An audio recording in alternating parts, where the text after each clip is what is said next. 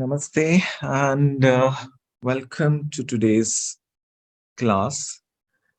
And what do we begin with today? It's getting colder by the day here in Dharam Code, and it's my first time here during the cold weather, even though most likely in the peak of winter, I'll be going back to Bombay.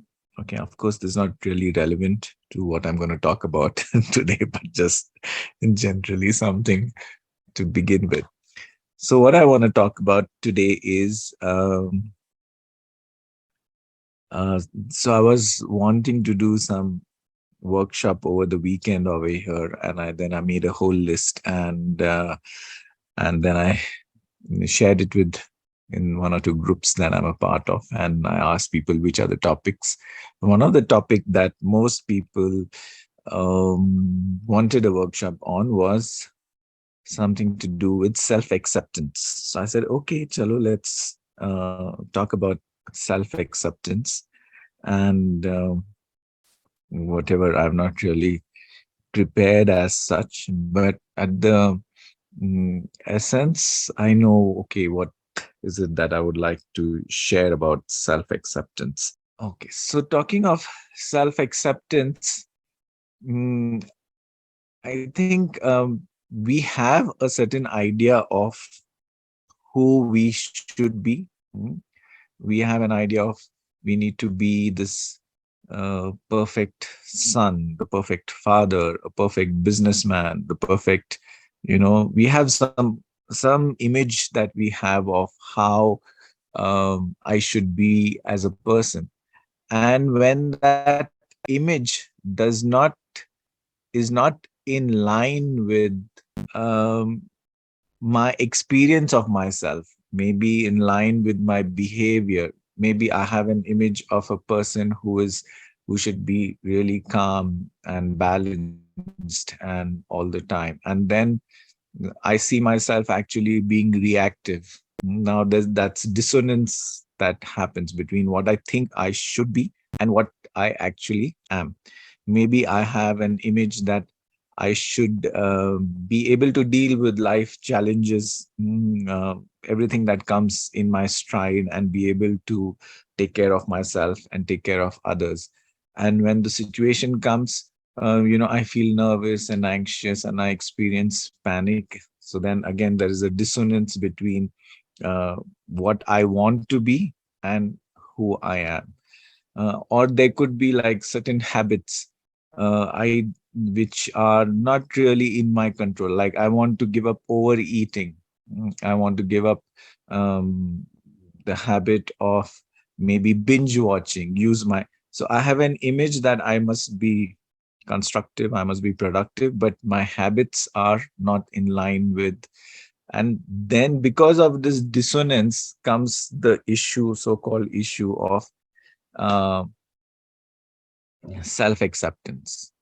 Because uh, otherwise, if there is no dissonance, if there is no conflict between who what I think or project myself to be and what is the current reality, then there is really no problem in terms of self acceptance, because there is alignment, there is no there is integration, so to speak. But because there is conflict, then comes the question, okay, now I need to accept myself. Okay, and then then we say, okay, then we can have affirmations. I accept myself as I am, um, whatever, or I love myself as I am, or something. We can have affirmations. But I think it's interesting to even examine this affirmation. I accept myself, or I love myself. Like, just we can take these two.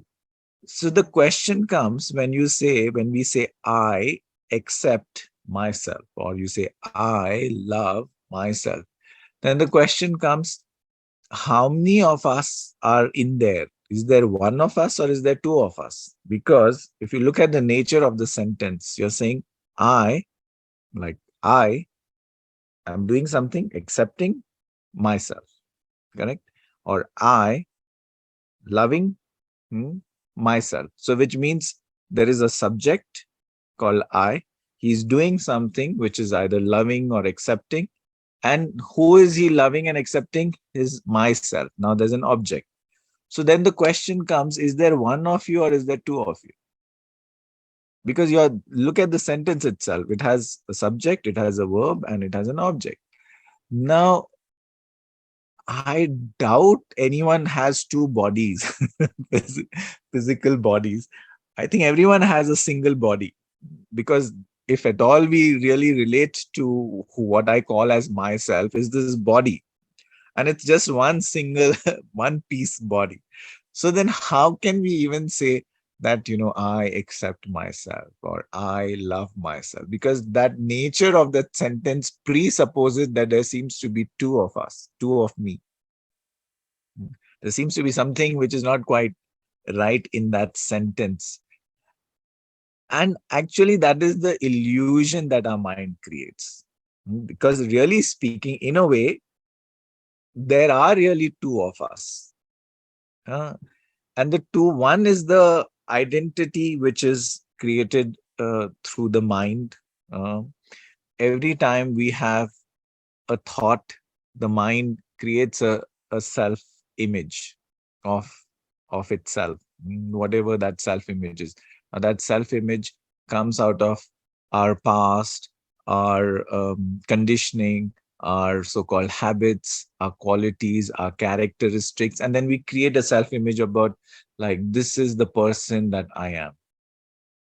And if my behavior and actions are in accordance with the self image, then there is less dissonance or disintegration. But if my behavior and actions uh, are not in line with the perceived self image, then there is a lot of conflict, pain, anxiety, mental turmoil, and all of that. So I think the first thing we need to really realize that this image that is getting created out of the mind and the thoughts, that this is me, is is really a conceptual identity. It doesn't really exist. And I mean, I've spoken about this often in my other sessions, but I'll explain what I mean by that. Which means whenever I think, oh, I am Ajay, no, I am ABC, I am XYZ, this identity of mine comes only when a thought comes. And quite often, this thinking process is not something that Ajay is doing, or ABC is doing, or XYZ is doing. The thinking process is happening unconsciously on its own. It's like as soon as you wake up, the radio of your mind, your thoughts just begins. It goes on and on and on. And because it is going on unconsciously, it's creating an illusion. One, the illusion it's creating is it's making us believe I am thinking. Whereas really speaking, yes, you can choose to you direct your thoughts towards this or that. But really speaking, if we are really thinking, then we should have the ability to stop our thinking. But this radio, this unconscious thought process is going on by itself, on its own, on its own, on its own. So there is really no thinker. It's almost like a radio is just going on, and the radio is giving or creating the illusion, or the radio is creating this imagination that there is a person over here who is made up of his character. This image, self image that is created is coming out of our thoughts. And then out of this whole thinking process, there is a division, that there is one part of me judging another part of me. Both of these parts of me are coming from thought and identity and are conceptual. So there is the thoughts create one self image of the kind of person I should be, and the thought creates this person also who is the evaluator of this self image. It's a very interesting thing. So if you have to imagine, like, you can imagine a court scene drama. This person who is the witness is standing in the witness box of whoever does the behavior and the actions and whatever it is. And then there is this same person created by thoughts who is in the judge, who is the judge. Now, this person created by thought is judging this person who's also created by thought. And both these people are a conceptual, abstract entity created by thought. And why I say that is because if you don't have a thought, then neither does this exist, neither does this exist. Now, you can not have a thought, if supposing if you're just watching something and just your mind is quiet, then there is no botheration. There is no one person of you judging another person of you. There is no botheration. They're simple. You're just like having a cup of tea, watching the mountain, maybe walking. Or another is if you go to sleep, there is no judge and there is no another person who's getting evaluated. No thoughts. Which is why when people have great anxiety, great conflict in their mind, great um, panic and great, whatever. When you go to sleep, oh, no problem. The the judge has gone, and the witness has also gone. The person getting evaluated is also gone. Because why? Because the thought process has gone. There is no thinking anymore. So it's just sleeping. Oh, please. As soon as you wake up, then again the thoughts come, and then the judge comes, and the person who's getting evaluated comes. In fact, I just before the class, I spoke to some lady, and she's having some, marital difficulty. I don't want to talk more about that, but she said that since 1 month I have seen this something, and then that has really disturbed me. And as soon as I wake up, these thoughts start. And I can't sleep. I don't have good appetite. I don't have any inspiration. I have nothing. So basically, what she's saying is that something has happened, and now that's triggered me. And as soon as I wake up, these thoughts just start. Of course, I told her that, you need to maybe speak to a counselor, or you may speak to a marriage counselor or whatever. At least it gives you an opportunity to express your thoughts and, unsort whatever the entanglement of the mind is, at least to that extent. But basically, the real problem and the topic for today is self-acceptance. The real problem is that this image that the mind creates of this identity and this person. This is who I should be, and I'm not. And then the mind creates the judge.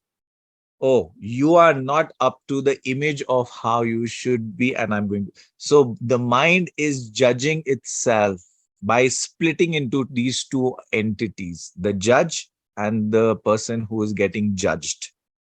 And both these activities are happening through the mind. So then the question comes, when we really talk about self-acceptance, then what really is self-acceptance?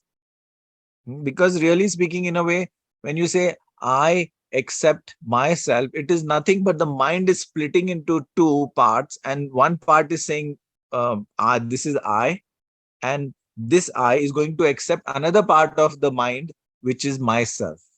And neither this I exists really other than in thought, neither does myself exist other than in thought.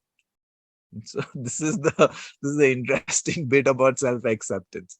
So what really exists? I think that is what we need to investigate. What really exists? Because there is some existence. Because if there is existence, means here I am breathing, sensing, talking, and here there is someone, whoever is watching this now or in the recording, there is someone who's listening. So there is some existence. There is some, you can say, life. I'm using simple words. I'm not using heavy words. There is something which is conscious. There is something which is perceiving. So there is something. To say that no, there is no me only. No, there is something. It may not be Ajay with his so-called story and past and all that identity, which, but there is something here right now, right here, right now. Something is talking, something is breathing, something is sensing, something is seeing, something is listening, something is moving. There is some life here, and this existence, this life is not really, what do I say, is not really dependent, or is not really in a way connected, or in a way has nothing to do with the conceptual identity that the mind is creating. No matter what I may say, oh, Ajay, this happened to Ajay in the past, and what happened to Ajay in the past, and you know, I may talk about my story and how I have struggled with childhood problems and upbringing, and how I've struggled with addictive patterns of behavior, and even now my current struggles are going on, and I need to be able to reconcile, and I have to let go, and I have to accept, and I have to heal my wounds and all of that. So while all of this conversation is going on about Ajay, the personality and identity, this life is happening. This life has nothing to do with this story that Ajay is, or the thoughts are creating of Ajay, the identity. This life is just happening. It's breathing. It doesn't matter. You can keep thinking whatever you want. Breath is happening. The heart is pumping. Consciousness is happening. Every moment of your life, no matter what your story is, because the more you gain experience, the more your story keeps getting accumulated and developed. No matter what your mind is saying, consciousness is, existence is. And what is this consciousness and what is this existence, so to speak? If you were to break it down into simple things, what is existence? Because this is more tangible, this is more real, whereas whatever the mind is creating, the identity is abstract, it's conceptual, it has no reality. When I say, okay, Ajay with this story, I can't touch and feel that Ajay with this story or that person. It's only in the thoughts, it's only in the mind. What I can touch is this. I can touch this hand, which feels actually a little cold right now because of the weather here. If I put my finger here, I can experience the breath. This is tangible. This is tangible, but this mind created identity is absolutely abstract. And 99.9% of human beings, not that I've done any kind of research, but I'm making a guess, 99.9% of the time are not living in this tangible reality, but they are living in an abstract reality of thoughts, an abstract reality of the abstract identity which is created by thoughts. And that is where all the problem is, because this abstract identity splits itself into two. One becomes the judge and one becomes the judged, the person who's judging and another person who's being judged. And then we say, oh, I need to accept myself. Then I may get into affirmations. I love myself, I accept myself, but it's not really something sustainable long term. I think one needs to really look into how this mechanism is happening. The cause of my lack of self acceptance is simply because of my identification with thought and the thought created identity. That's the main problem, that I'm identified with thought, and the thought is creating different identities, and that is creating the problem. So really, one cannot really accept yourself at the level of thought. This is a never ending process. Till the time there is disintegration, till the time there's identification with thought, there will always be a, a split between one person who is judging and another person who is getting judged. If at all there has to be, if at all there is something called acceptance, one has to disidentify or take your attention away from thought and come into reality, which is this sensing, perceiving, feeling tangible reality of the moment, which at best one can say has nothing to do with somebody's character called ABC, XYZ, and with his own story, which is all coming out of the memory and the mind, or his future projections, or whatever hopes or anxiety. The reality is, this moment, there is life. This moment, there is existence. And when this thing is empty, or this thing is silent, or when the attention is not seduced into the character of the mind getting created with the story, then suddenly the realization happens that this life is happening by itself. There is breathing, there is sensing,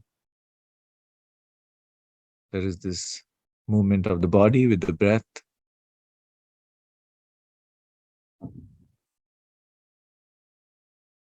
There may be even feelings or emotions, sensations emerging out of that. There may be even thoughts. But all of this expression of life through the five senses, emotion, or thought is happening by itself. There is no person who is doing this, because there's just stillness, there's just silence, and then life is happening. Sensations are happening. Feelings are also happening. Thoughts are also happening. There's no person who's thinking. It's only when you get identified with a thought, then you believe I'm a thinker of a thought, I'm a character in the thought. So, really speaking, if one has to really accept themselves, one has to disassociate themselves from this unconscious thinking process. And the acceptance is basically acceptance of what is. What do I mean by acceptance of what is? What is means abhi is moment mein, in this moment, what's happening right now? What is? The breath is, the sensations is, the emotions is, thoughts is. And there is an awareness of all this: thoughts, sensations, breath, emotions. Something is aware, something is witnessing, something is watching all of this. Now, this witnessing, this watching, this whatever is not judging anything. It's not saying, okay, no, this sensation is good or bad. It's just something which is registering. There is a registration of what is. Now, that registration of what is, one can't really say that, oh, this registration of what is Ajay is registering. No, there seems to be some life which is unfolding in the form of thoughts, feelings, sensations. And there seems to be some aspect of life which is also aware of thoughts, feelings, and sensations. So there seems to be life which is registering the expression of life. I hope you're understanding what I'm trying to communicate. Life is happening in the form of feelings, sensations, thoughts, emotions. And life is also getting registered. Life is conscious of itself.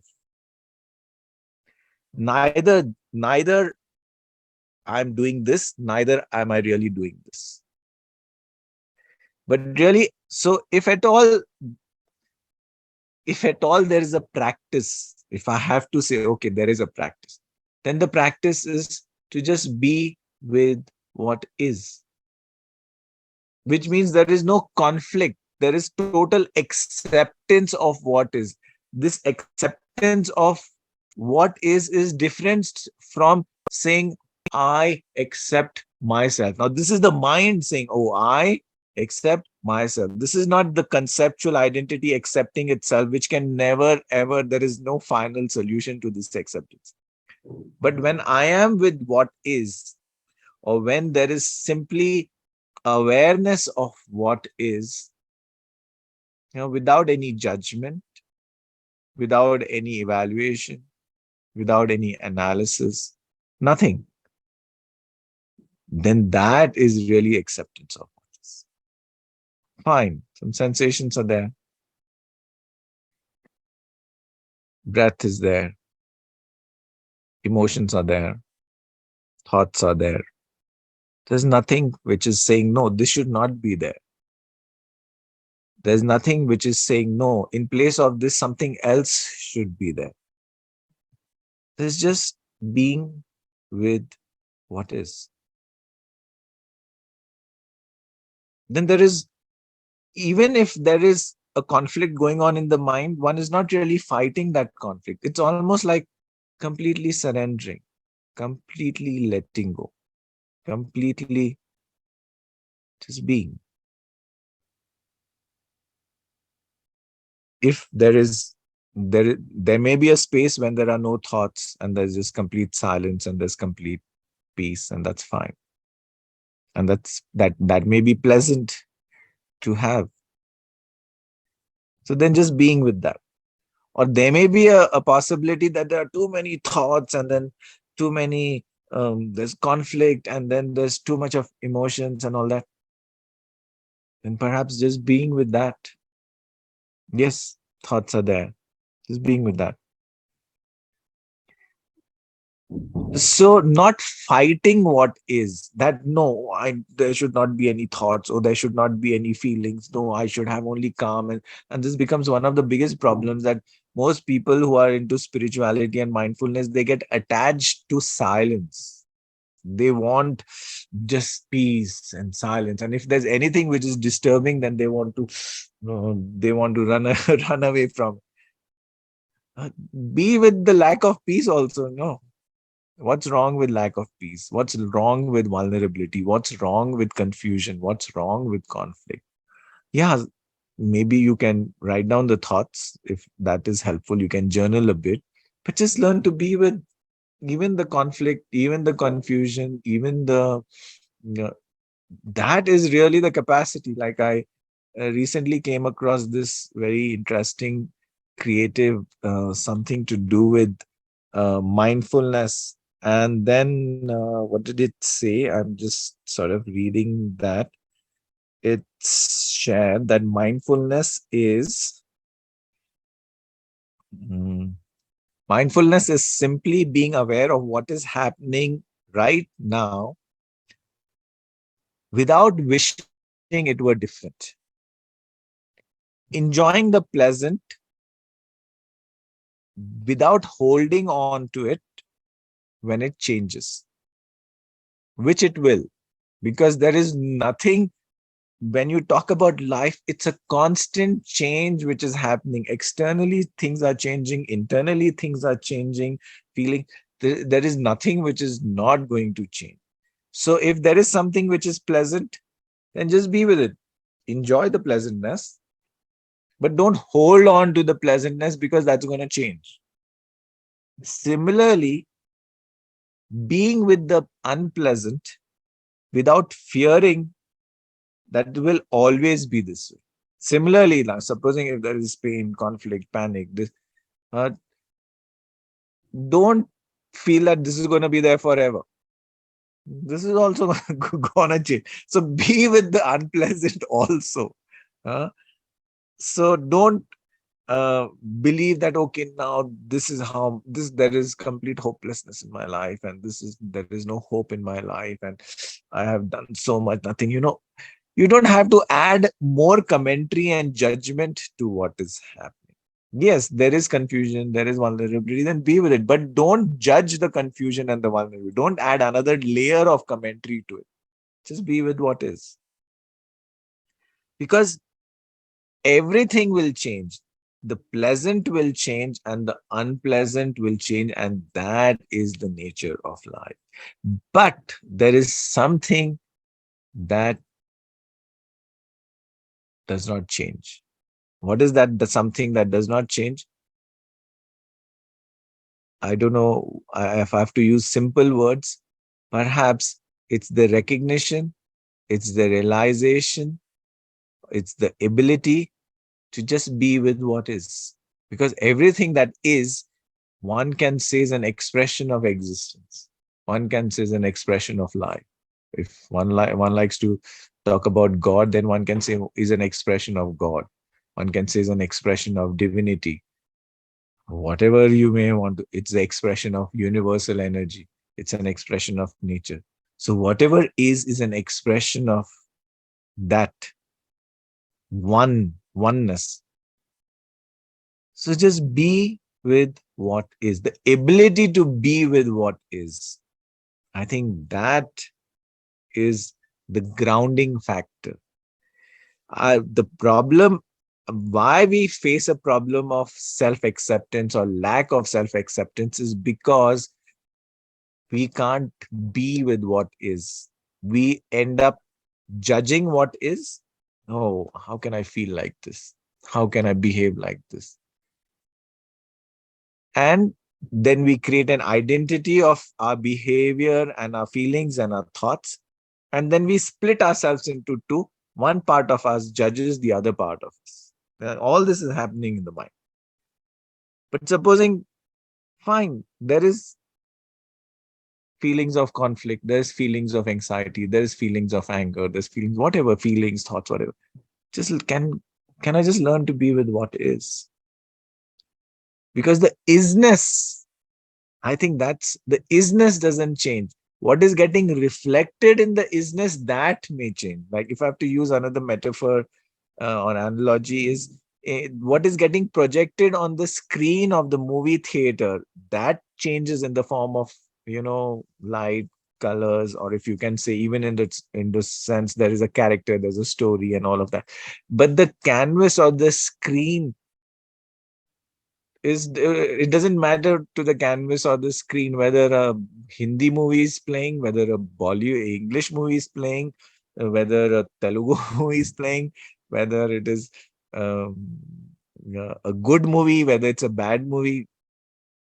You can play whatever you want on the canvas or the screen, no complaints.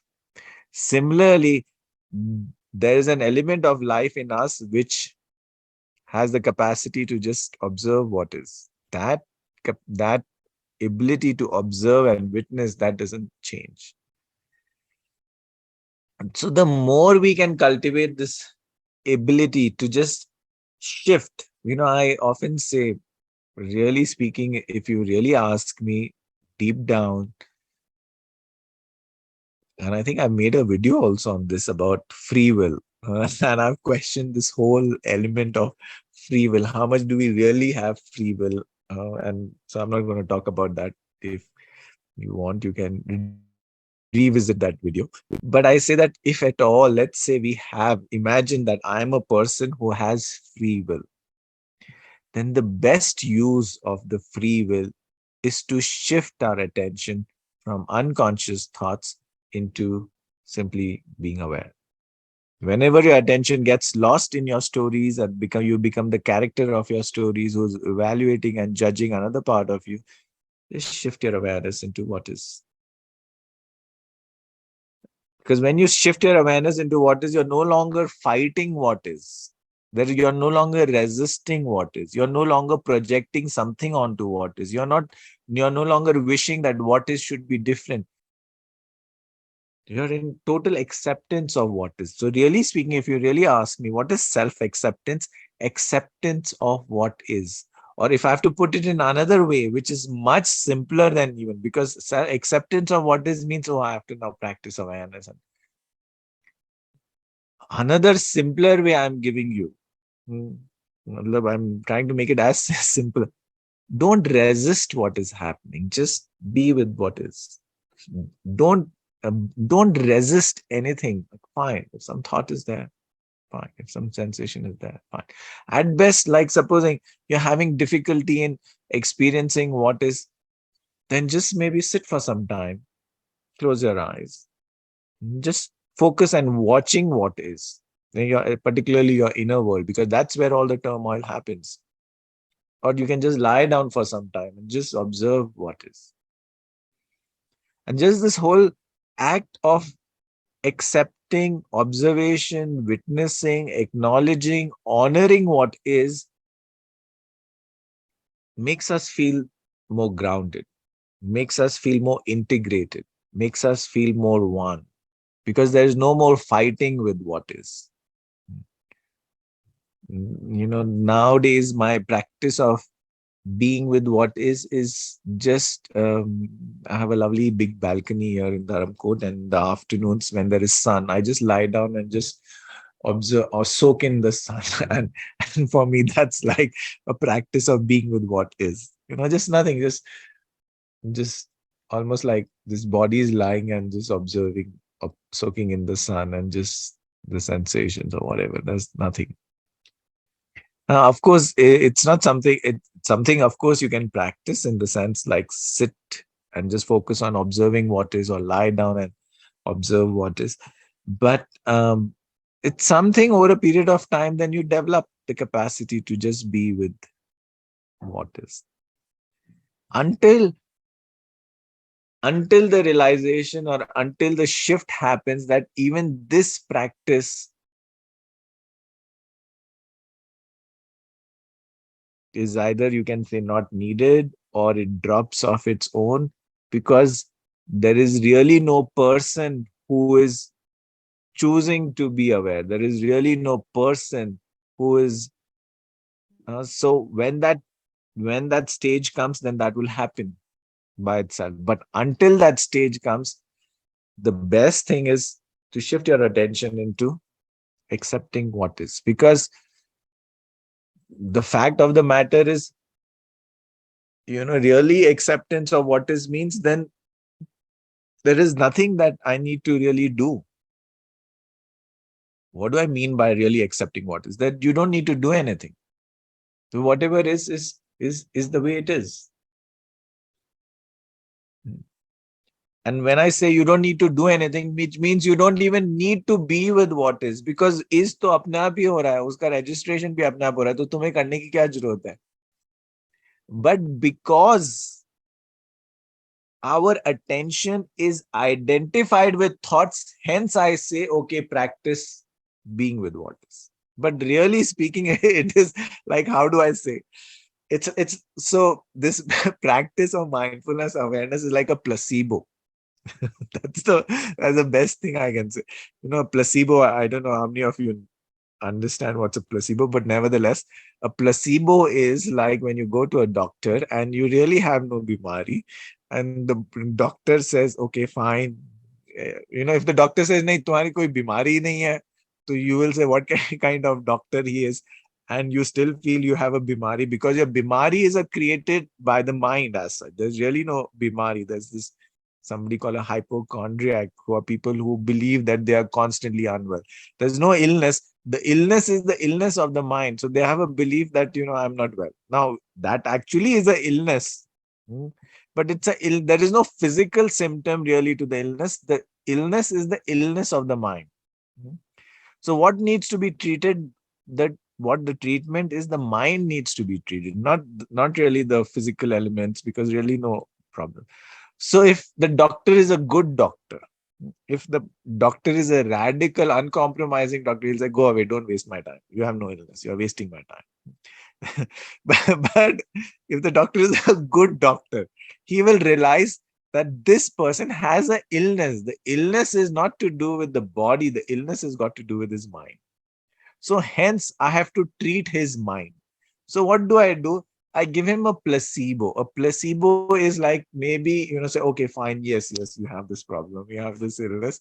And they say, okay, so I'm giving you some medicine, now have this medicine. And the placebo is generally nothing but sugar pills, perhaps, or whatever. And that person feels he's taking this medicine. And then because he feels I'm taking this medicine, he also gets healed, because it's just a question of belief. There's a whole book written on biology of belief. So you believe that there's an illness, and then you believe that that illness is getting healed, and then you get healed. Another example that I can give you is of this, maybe a story which is coming to my mind is, once a person is going with a washerman is going with his donkey, and uh, he needs to wash his clothes, and then he reaches the river, and when he's about to wash his clothes, he realizes he forgot to get the rope to tie the donkey. Now he does, because he feels now the donkey will go away. So what does he do? So there's one man who's passing by, or who's there, and he says, what do I do? He says, don't worry, you tie the donkey with an imaginary rope and the donkey will believe that it is tied. So he does the acting role play of tying the donkey with the imaginary rope, and the donkey is there all throughout the day, and while the washerman is washing the clothes and drying. And now it's time to go. Now the washerman puts the clothes on the donkey, and now he's trying to get the donkey to move. The donkey is not moving. So now what's wrong with him? So again, he goes to that man who gave him the advice to tie the donkey with the imaginary rope. So he says, you forgot to untie the imaginary rope. So that man then goes and does the role play of untying the imaginary rope, and then the donkey moves. Similarly, this practice of awareness, that there is a me who is practicing awareness, is a form of placebo. Because really speaking, there is only this life. There is no separate me who is going to practice awareness. But because this so-called me, or the so-called attention, is identified with thought, and it is creating this identification with thought, which is creating this separate me, then a spiritual doctor, so to speak, or a doctor of mindfulness will say, okay, now you practice awareness, so you get your attention out of your this imaginary thought, and you come into awareness, come into witnessing. But who is coming into witnessing? No one is coming into witnessing, because there's only experience of life, there is only witnessing. So literally speaking, what you really need to do in life, you really need to do nothing, because life is happening by itself. But because we are identified with our thoughts and our stories, so to say that, oh, do nothing means like, then what? But I have a problem. My problem is the mind. My problem is my stories. My problem is my lack of self-acceptance. My problem is that I'm not the... So hence, you're told, okay, practice awareness. Be the witness of what is. But are you really the witness of what is? No, you're not really the witness. What is happening by itself. The witnessing is also happening by itself. So until that realization happens, theek hai, this is your placebo for the mind. Please practice awareness. Okay, you find it difficult to practice awareness because then you create an identity that I am a practitioner of awareness and mindfulness. And when you're not aware, you feel guilty about it. Okay, then the doctor says, okay, let me give you a much easier placebo. Don't practice awareness. Just don't resist what is. Whatever is happening, just don't superimpose your mental reality onto what is. Just be with what is. Now, what that's much more easier, and that's much more simple. Don't create an identity of becoming a mindfulness practitioner and awareness, and then that becomes another thing to do. Because if you really ask, what are we really doing in terms of when we are practicing awareness, then what you are simply doing is we are training the attention to move away from identification with the thought and its stories to coming into witnessing. Until a time comes when the realization happens, there is really no witness, and then this drops. But until then, it's important to practice that. So really, self-acceptance has nothing to do with I accept myself. I love myself. This is nothing but the mind which is splitting itself into two and creating two entities. One part who's accepting myself. There's another, because, and the opposite of that is I am judging myself. I am critical of myself. So uska opposite kya ho gaya? I am loving myself. I am accepting myself. Both of this is something that the mind is doing. This is not really acceptance. This is because neither does this really exist. This conjured by the mind, this I, and this myself is also a conjuration of the mind. When both of these are abstract entities created by thought. What really exists is what's happening right now, what life is expressing itself through thoughts, sensations, feelings, emotions, whatever. Just being with what is. That is acceptance. I'm not fighting what is, just being with that. Okay, so I hope That's useful, and which is why the practice, the sitting practice that we do, is really helpful and useful, just to create that habit of learning to just be with what is. Because whenever we are um, doing our daily tasks and things, when we are talking to somebody, the thing is, see, whenever we are doing something, we are doing something as an individual, as a person. Like if you're talking to someone, then he's addressing you as a person, and then you are addressing, so that always that identity is getting affirmed and strengthened through all the conversations that we are having. Because virtually in every single sentence that we speak, or we think, the word I comes all the time, my comes all the time. So that identity of me, a separate person, keeps getting affirmed again and again and again and again, through our own imaginary conversations or a conversation with someone else. So for us to disassociate from that and to practice just being with what is, sometimes it's just important to take some time out. Just do. You could take a time out, not necessarily, maybe if you don't like so much to do sitting, you could just maybe go for a walk. And that's where you can practice being with what is. Maybe you could do some dancing, and that could be a practice of being with what is. Maybe you could do some painting. That could be a practice of what being. Maybe you could do swimming. But sometimes the easiest thing is also to just sit quietly and just observe what is. I don't like to use the word meditation because it has so many connotations. I think a simple way is just being with what is. I think that's the simplest way. So when you're sitting now, I'm not really writing, painting, dancing. I'm not talking to someone. No, I'm just being with what is. Yes, there's sensations. I'm just with what is. If there are breath, then I'm with what is. If there are thoughts, then I'm with what is. Mm.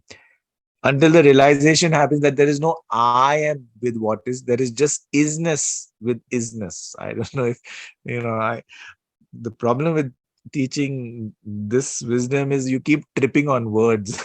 So you have to keep inventing new words. There is life experiencing itself, there is existence experiencing itself, there is isness with isness. So that's what it is. So let's end the session with a small sitting practice. So let's sit comfortably wherever we are. Take a deep breath in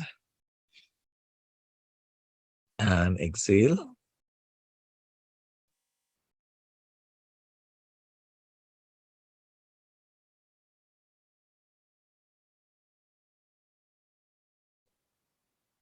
And bring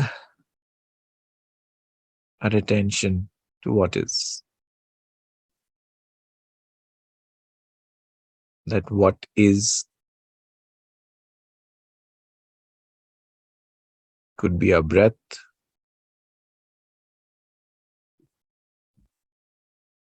that what is could be sensations,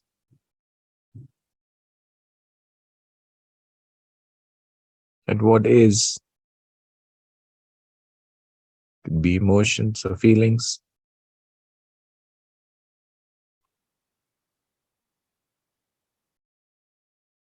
that what is could be thoughts.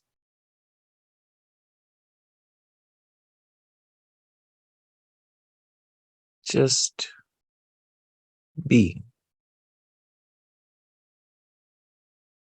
with whatever is happening right now,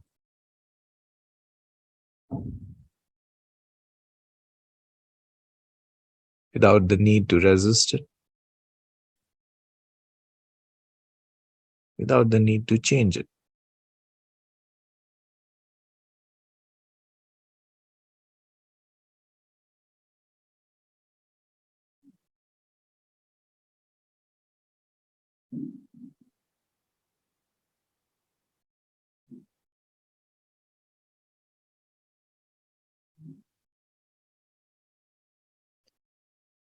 When there is no resistance to what is, then there is oneness with what is. Whatever that isness may be.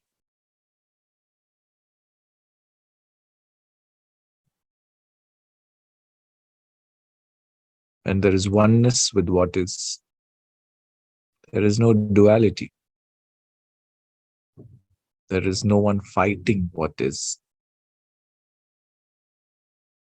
There is no one wishing that there should be something else. There is only this, this life, this existence.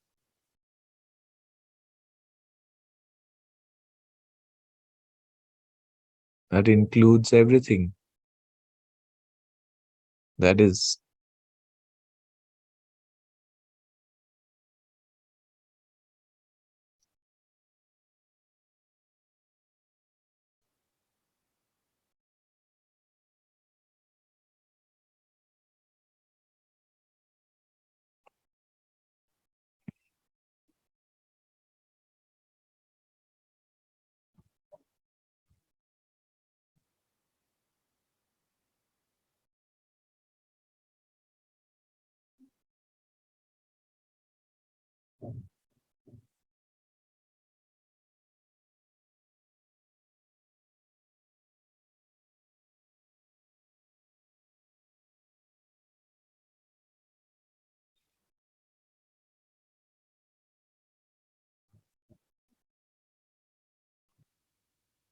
Some of the words that help us to come into isness are surrender,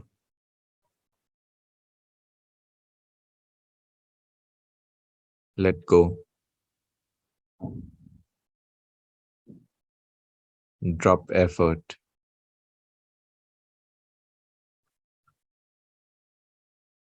drop resistance,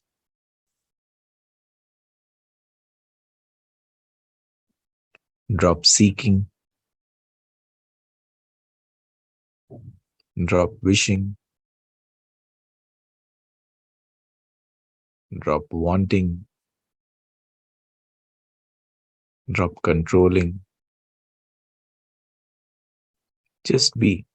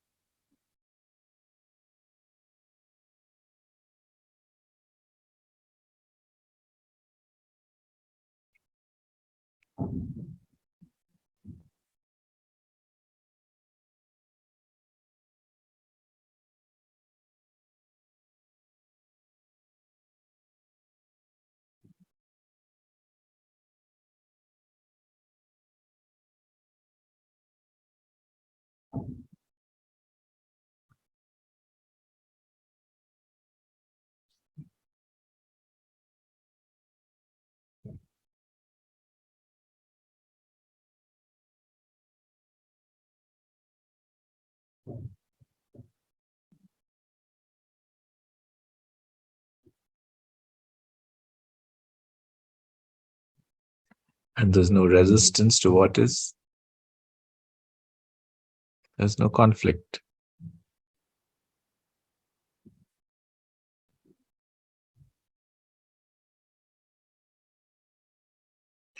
Even if there is inner conflict or resistance, then accept that too.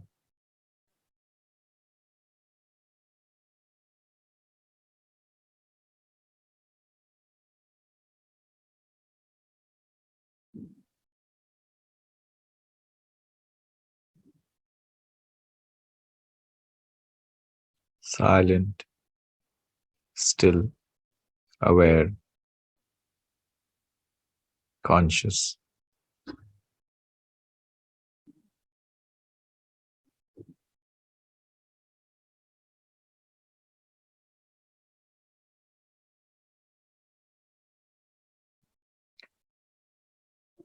Being.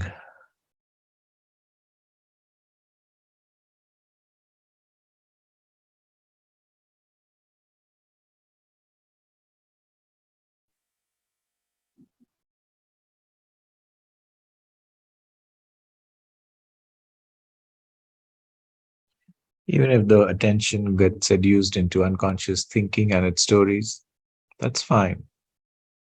Whenever the attention comes back, and come back into isness, or what is.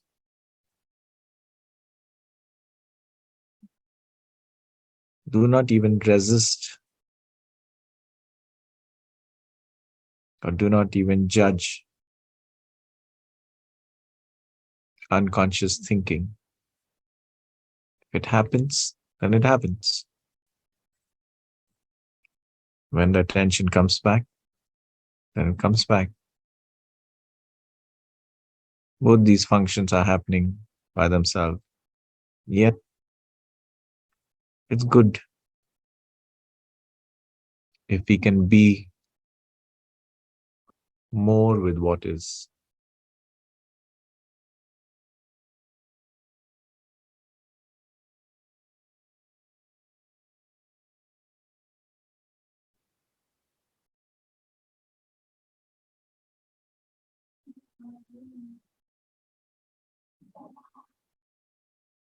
There's nothing that one needs to do to be with what is, because what is happening by itself.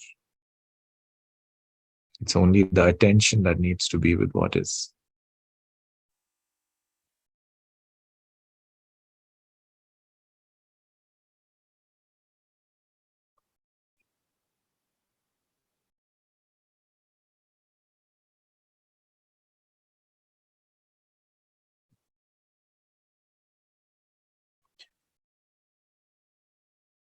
One can practice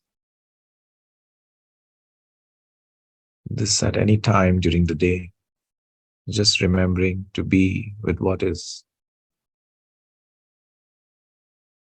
The more we make this as a part of a habit, ritual, routine, without really hoping to achieve any spiritual goal out of this practice,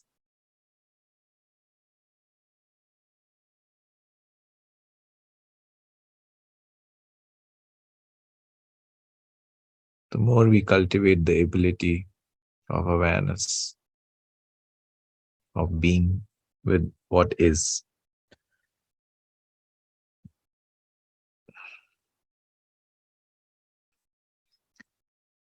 Let's take a deep breath in.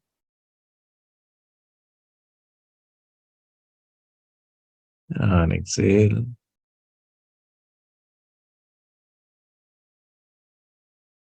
Another deep breath in. And exhale. Slowly and gently rub your palms and cup your eyes.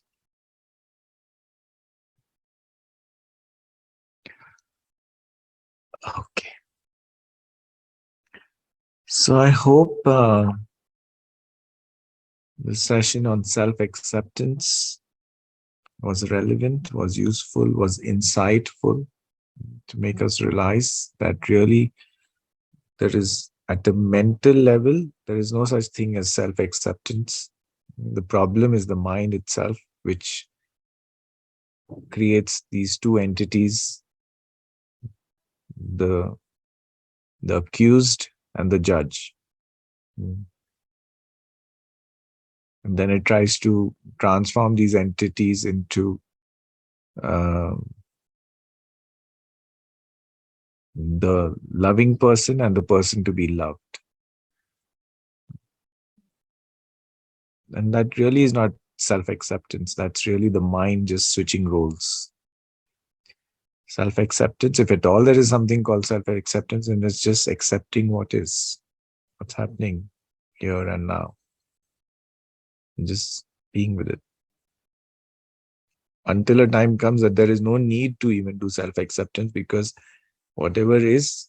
There's no person who needs to accept what is. Whatever is an expression of life. Okay, so on that note, let's end today's session. I'll see you in the next session. Goodbye. God bless. Take care.